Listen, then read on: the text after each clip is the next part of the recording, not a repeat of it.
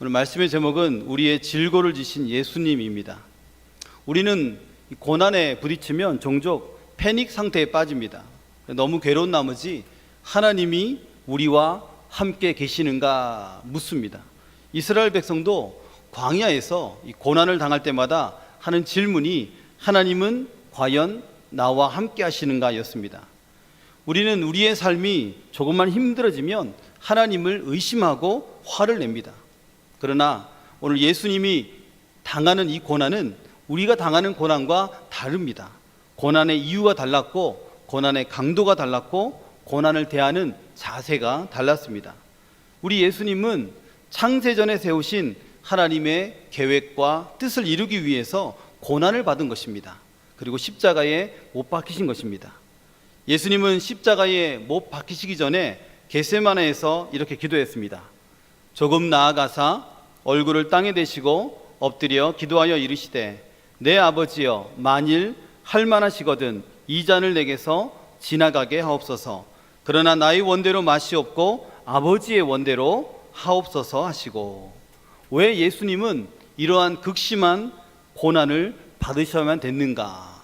질문을 던져봤습니다. 첫 번째는 인간의 질고와 슬픔을 짊어지기 위함입니다. 학창시절에 휴지에 싸놓은 이 무언가를 봤습니다. 그리고 저는 그것이 저희 아버지가 침을 뱉은 그 휴지인 줄 알고 쓰레기통에 버렸습니다. 나중에 알고 보니까 금팔찌였습니다.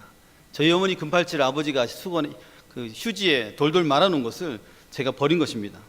당연히 혼쭐 났습니다. 그런데 혼쭐 난 것보다 더 마음이 힘든 것은 금을 버렸다는 자책감, 그것 때문에 이 어린 마음에 너무너무 힘이 들었던 기억이 있습니다.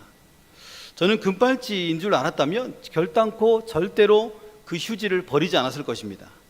오늘 말씀도 그렇습니다. 우리 예수님이 보기에 흠모할 만한 것이 아무것도 없습니다. 만약 그분이 온 세상을 구원할 메시아란 걸 알았더라면 사람들은 예수님을 그렇게 천대하지 않았을 것입니다. 그들은 주님을 전혀 귀하게 여기지 않았습니다. 길바닥에 굴러다니는 돌멩이처럼 취급했습니다. 이사야 53장 4절입니다. 함께 읽겠습니다. 그는 실로 우리의 질고를 지고 우리의 슬픔을 당하였거늘 우리는 생각하기를 그는 징벌을 받아 하나님께 맞으며 고난을 당한다 하였노라. 예수님이 고난당하신 것은 우리의 질병을 위했습니다. 질고는 육체적 질병을 말합니다. 인간은 질병으로 인해서 슬픔을 당하는 존재가 됐습니다. 몸이 아프면 마음도 아픕니다. 그래서 희망이 없는 존재였습니다. 가족 중에 누구라도 혹 병상에 누워있으면 모든 가족이 슬픕니다. 슬픔은 마음의 병입니다. 자녀가 아프면 부모의 마음은 견딜 수 없습니다. 부모가 아프면 마찬가지로 자녀의 마음도 아파서 견딜 수 없습니다. 아픔으로 가득 찬 이 세상에 이것이 전부라면 얼마나 힘겹겠습니까? 그러나 우리에게는 소망이 있습니다. 우리 예수님은 우리의 연약함을 아십니다. 우리의 병듦을 아시고 우리의 질고를 짊어지셨습니다. 우리의 슬픔을 아시고 우리의 슬픔을 짊어지시고 대신 슬퍼하셨습니다. 한마디로 죄가 가져온 이 몸의 마음의 병, 그 다음에 육신의 병을 예수 그리스도께서 친히 담당하셨음을 말씀하고 있는 것입니다. 예수님은 죄가 없으시기에 이런 고난 받을 필요가 전혀 없었습니다. 그러나 우리의 질고를 지고 우리의 슬픔을 당하기 위해 인간이 당할 수 있는 최고의 고난, 그 십자가를 지신 것입니다. 어떻게 당하셨습니까? 채찍, 하나님께 징벌을 받아 채찍에 맞았다라고 되어 있습니다. 그리고 십자가에 못 박혔습니다. 그런데 사람들은 뭐라고 말합니까? 그가 징벌을 받아 하나님께 맞았다, 그래서 고난을 당한다, 그렇게 말하고 있는 것입니다. 이 말은 예수님께서 잘못한 게 너무 많아서 하나님께서 그에게 고난을 준 것이다 라고 말하고 있는 것입니다.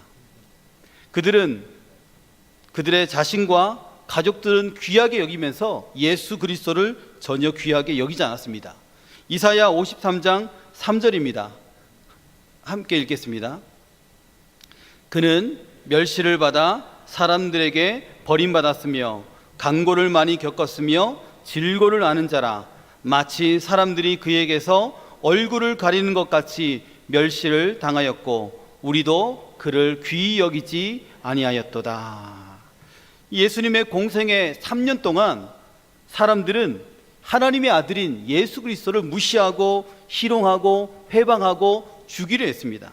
제자들은 다를까요? 제자들도 3년 동안 말씀을 들었지만 기적을 보았지만 스승을 돈 몇 푼에 팔아 넘겼습니다. 스승이 십자가에서 죽을 판국이 되자 모두 다 도망가 버렸습니다. 그런데 그들뿐 아니라 우리도 마찬가지입니다. 주를 귀하게 여기지 않았습니다. 이사야 53장 4절 한 번만 더 읽어보겠습니다. 그는 실로 우리의 질고를 지고 우리의 슬픔을 당하였거늘 우리는 생각하기를 그는 징벌을 받아 하나님께 맞으며 고난을 당한다 하였노라. 이것이 우리의 현 주소라는 것입니다. 사람들은 예수님께서 빌라도의 뜰에서 채찍을 맞는 것을 보고 그는 사형수니까 매를 맞는 것이 당연하다 생각했을 것입니다. 로마 군인들은 우리는 법을 집행하니까 당연하다라고 생각했을 것입니다. 유대인들은 하나님의 법을 어겨서 징벌을 받는 것이니까 예수님의 고난은 당연하다라고 생각했을 것입니다. 그러나 우리 예수님은 이사야 선지자의 예언대로 병든 자에게 치료를, 슬픈 자에게 평안을 주시는 분이십니다. 사랑하는 여러분, 몸과 마음이 혹 병들었다면 누구에게 의지해야 됩니까? 우리의 모든 질고를 지신, 우리의 연약한 몸과 육신을 친히 고통을 짊어지신 우리의 예수님께 의탁하시기를 바랍니다. 귀하신 우리 주 예수님께서 우리의 연약한 가운데 강하게 하실 줄 믿습니다. 왜 예수님은 왜 이러한 극심한 고난을 받으셔야 됐습니까? 첫 번째가 인간의 질고 슬픔을 짊어지기 위함이었고, 이제 두 번째는 우리에게 평화와 나음을 주기 위함입니다. 53장 5절입니다. 이사야 같이 읽겠습니다. 그가 찔림은 우리의 허물 때문이요 그가 상함은 우리의 죄악 때문이라. 그가 징계를 받음으로 우리는 평화를 누리고 그가 채찍에 맞음으로 우리는 나음을 받았도다. 아멘. 우리의 허물 때문에 라고 말합니다. 상함 때문이라 말합니다. 죄악 때문이라 말합니다. 그래서 우리는 나음을 받았다라고 말합니다. 이 허물이란 하나님께 불순종하는 마음입니다. 우리의 이 불순종하는 마음, 이 허물이 그분을 찔렀습니다. 우리의 죄악이 예수님을 상하게 했습니다. 주님이 책망을 받음으로 우리가 평화를 누리고 그분이 매를 맞음으로 우리의 병이 나았다라고 말하고 있습니다. 그럼에도 우리는 우리 하나님께, 우리 예수님께 미안해하지도 않고 감사하지도 않고 그냥 그렇게 살아갑니다. 그것이 우리의 모습이다라는 것을 오늘 성경에서는 말씀하고 있습니다. 이 예수님의 고난은 태어나면서부터 시작됐습니다. 우리 때문에 시작된 고난이죠. 냄새나는 마국간, 빈곤이라는 고난, 헤롯의 탄압을 피해서 피난민 신세가 되는 고난, 제자들에게 오해를 당하고 또한 종교 지도자들, 대중들에게 시달리며 집도 없이 떠도는 고난, 이런 고난을 주님께서는 당하셨습니다. 예수님은 일평생 우리가 알고 있는 그 어떤 고난보다 가장 큰 고난, 그 고난을 당하셨습니다. 그리고 채찍에 맞고 십자가에서 양손과 발에 못 박히고 창에 찔렸습니다. 머리엔 가시면류관이 씌워졌습니다. 예수님의 몸은 만신창이가 됐습니다. 예수님은 온몸으로 이 죄를 다 막아낸 것입니다. 이사야 53장 7절입니다. 우리 함께 읽겠습니다.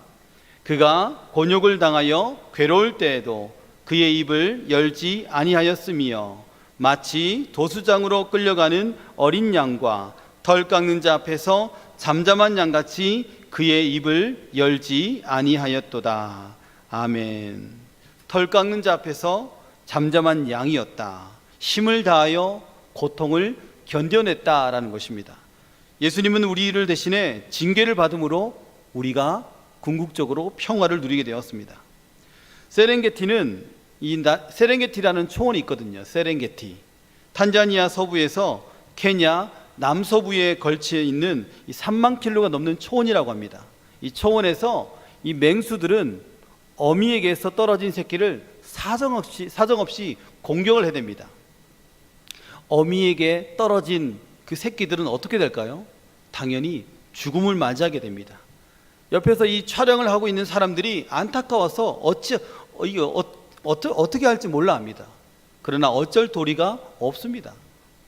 마찬가지로 하나님께로부터 떨어진 분리된 순간부터 인간은 사탄의 공격의 대상입니다. 아니, 사탄의 노예가 됩니다.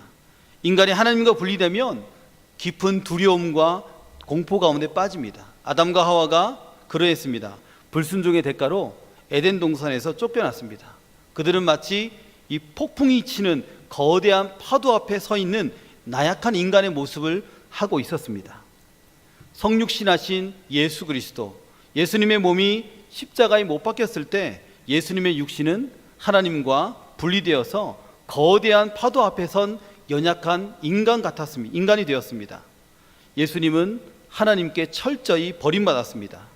이 존 메가더 목사님은 말합니다. 예수께서 십자가 처형을 당하시면서 겪으신 육체적인 고통은 그분께 쏟아진 성부의 진노로 인한 고통에 비하면 아무것도 아니었다. 어둠이 임했던 3시간 동안 성부는 우리가 도저히 알 수 없는 방식으로 그리스도를 버리셨다. 또 플레밍 러틀리지는 이렇게 말합니다. 이런 방식이, 십자가 처형이죠, 이런 방식이 대중에게 극도의 혐오감을 준다는 면에서 십자가에 견줄 만한 다른 형벌은 없었다. 십자가 형벌은 한마디로 소름 끼치는 형벌이었다라는 것입니다. 사랑하는 여러분, 혹시 지금 평안을 누리고 계십니까? 내가 잘해서 아니라는 거죠.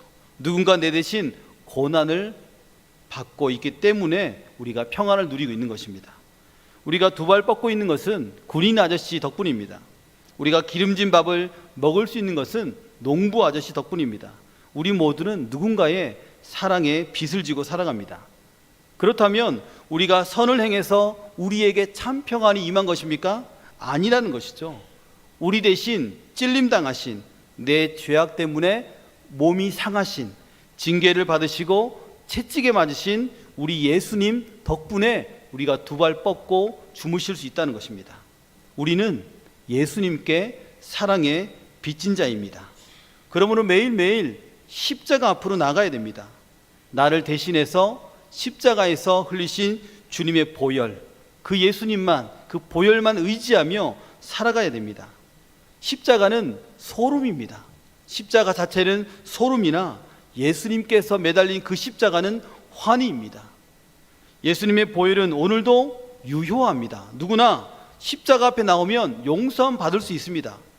누구나 예수님 앞에 나오면 구원의 은혜가 임합니다. 그리고 누구나 예수님께 간절히 간구하면 치유의 은혜가 임합니다.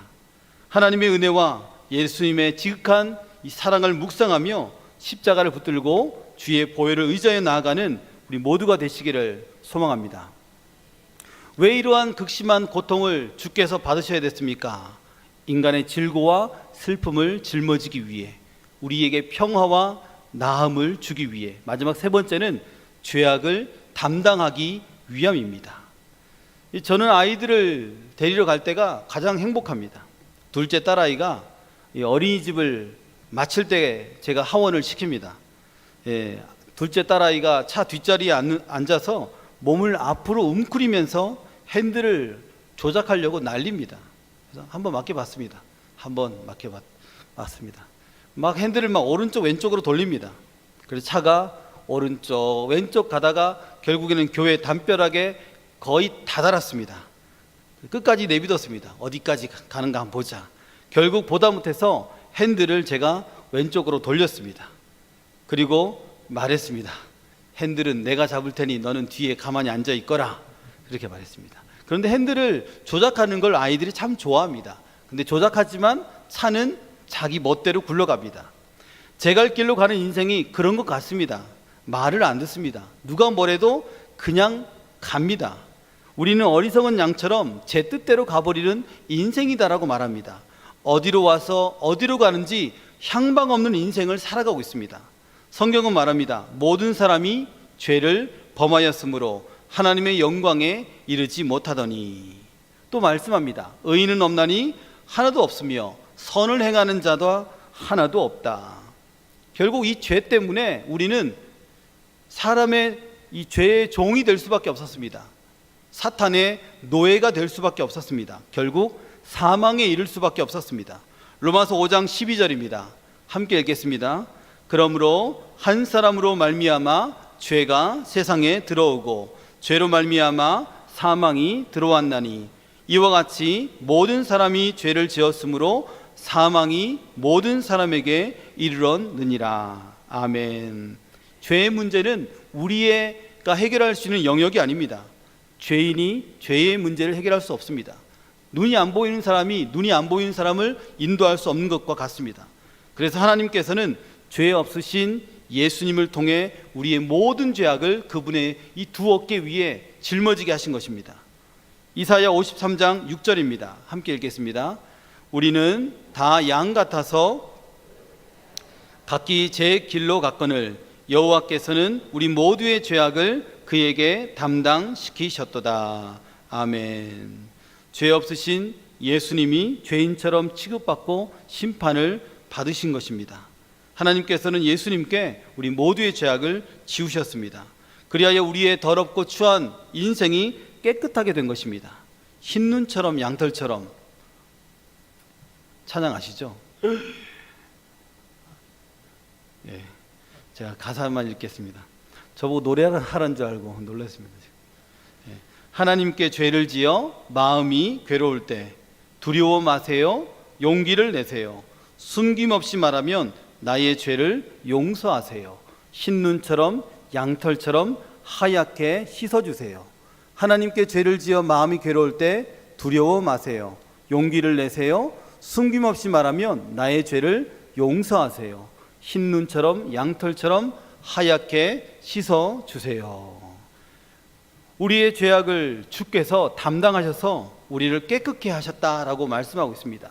그 예수님께, 우리를 새롭게 하고 우리를 깨끗게 하신 예수님께 감사와 찬양과 영광을 올려드리는 우리 모두가 되기를 소망합니다. 말씀을 맺겠습니다. 사랑하는 여러분, 예수님께서 누구 때문에 고난 받으셨습니까? 나입니다. 나 때문입니다. 나의 질고를 지셨습니다. 나의 슬픔을 담당하셨습니다. 하나님의 징벌을 그가 받았고 나 때문에 고난을 당했습니다. 나 때문에 찔렸습니다. 나 때문에 주가 상했습니다. 나 때문에 주가 채찍에 맞았습니다. 이제 나는 그 주의 은혜로 깨끗해졌습니다. 주를 귀하게 여기고 매일 십자가 앞에서 주님의 은총을 노래하는 우리 모두가 되시기를 축원합니다.